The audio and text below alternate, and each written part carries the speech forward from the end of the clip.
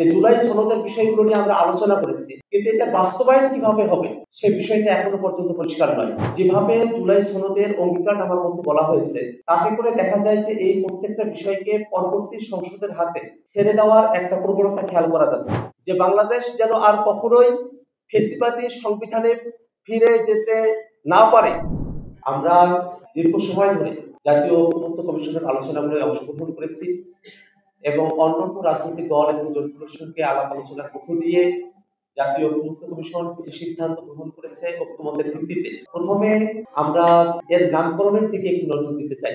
জুলাইয়ের অভ্যুত্থানের প্রেক্ষাপটে মানুষের যে বিপ্লবী আকাঙ্ক্ষা আছে সেটাকে ধারণ করার জন্য রাষ্ট্র কাঠামো পরিচালনার জায়গায় যে বিষয়গুলোতে আমরা একমত হলাম, সেগুলোকে যে ডকুমেন্টের মধ্য দিয়ে, দলিলের মধ্য দিয়ে গ্রহণ করা হবে, সেটা শুরু থেকে জুলাই সনদ হিসেবে তার নামকরণ করা ছিল।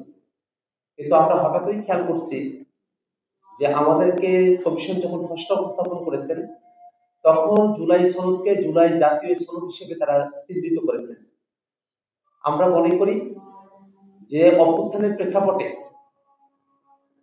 বাংলাদেশের মানুষেরা নতুন রাষ্ট্র কাঠামোর কথা ভেবেছে, সেই ডকুমেন্ট তার শুরু নাম জুলাই সনদ হিসেবেই সেটাকে নামকরণ করা প্রয়োজন। জুলাই জাতীয় সনদ এই কথার মধ্য দিয়ে বাংলাদেশের মানুষের জুলাইয়ের যে আন্দোলন, সেই আন্দোলনের সময়কালে মানুষের অবদানের জায়গাগুলোকে তুলনামূলকভাবে দুর্বলভাবে উপস্থাপনের একটা বিষয়ের সঙ্গে যুক্ত রয়েছে। সবথেকে গুরুত্বপূর্ণ যে বিষয়টি, যে জুলাই সনদের বিষয়গুলো নিয়ে আমরা আলোচনা করেছি, কিন্তু এটা বাস্তবায়ন কিভাবে হবে সে বিষয়টা এখনো পর্যন্ত পরিষ্কার নয়।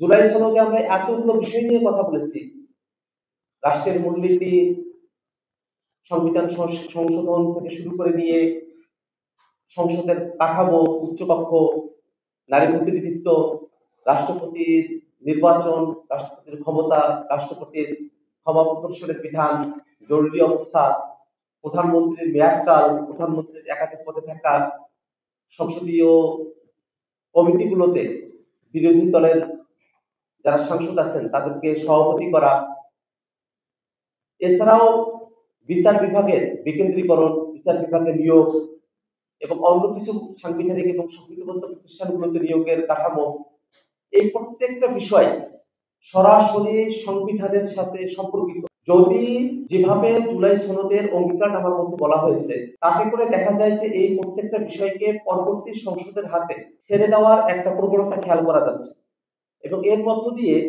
আমরা যে সংস্কার প্রস্তাবনাগুলোর ব্যাপারে একমত হয়েছি, সেগুলো আসলে টেকসই ভাবে বাস্তবায়ন করা সম্ভবপর হবে না।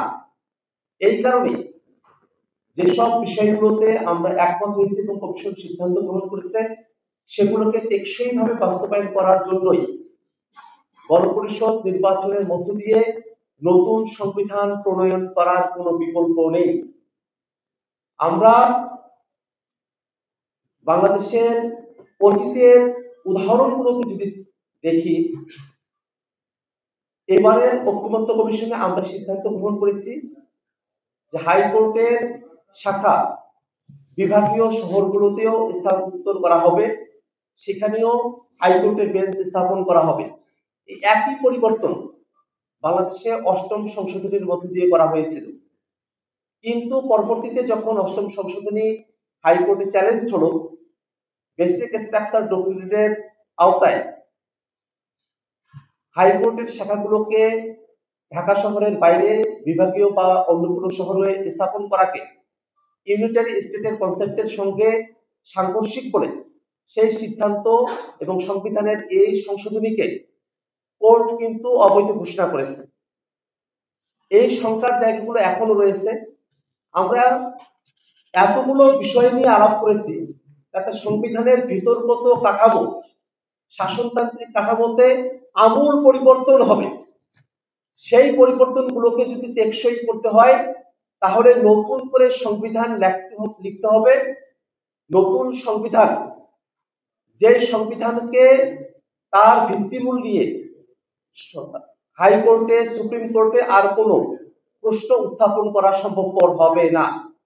কিন্তু যদি এখানে যেভাবে অঙ্গীকারের কথা বলা হয়েছে 2 নম্বর পয়েন্টে, যে সংশোধনীগুলোর ব্যাপারে বলা হলো, যে প্রস্তাবনাগুলোর ব্যাপারে বলা হলো, সেগুলো সংবিধানের উপরে প্রাধান্য পাবে।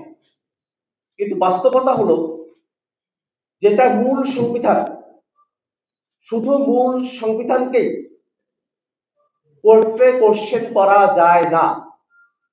জুরিসপ্রুডেন্সের বিধানই তাই, মূল সংবিধান ব্যতি রেখে যত সংশোধনী নিয়ে আসা হোক, যত প্রস্তাবনা নিয়ে আসা হোক, সেগুলোকে হাইকোর্টে চ্যালেঞ্জ করা যায়, সুপ্রিম কোর্টে সেটার ব্যাপারে ব্যাখ্যা চাওয়া যায় এবং সুপ্রিম কোর্ট সেই ব্যাখ্যাগুলো দিতে পারে। এই সম্ভাবনার জায়গাটা এখনো রয়ে গেছে। তাতে করে যদিও অঙ্গীকার করা হয়, সেটা জুরিসপ্রুডেন্সের যে নীতি সেটার সঙ্গে সংগতিপূর্ণ হয় না। এ কারণে জুলাই সনদের কার্যকারিতাকে যদি নিশ্চিত করতে হয়, এলএফও করতে হবে। এলএফও করার মধ্য দিয়ে গণপরিষদ নির্বাচনের আয়োজন করতে হবে এবং জুলাই সনদে যে বিষয়গুলোতে আমরা একমত হয়েছি সেগুলোকে গাইডিং প্রিন্সিপাল হিসেবে গ্রহণ করে নতুন সংবিধানে সেগুলোকে যুক্ত করতে হবে। আমরা ঐক্যমত্য কমিশনে যে নীতিগত বিষয়গুলোতে একমত হয়েছি, সেই বিষয়গুলোর টেক্সট কিভাবে রেডি হবে সেই বিষয়গুলো নিয়ে ঐক্যমত্য কমিশনে আলোচনা হয় নাই।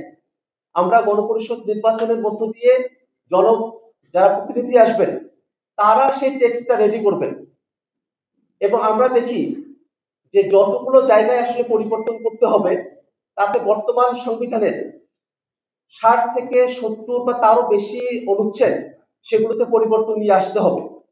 এই এত বৃহৎ পরিবর্তন সেটা আসলে সংবিধান পুনর্লিখন করারই সমান।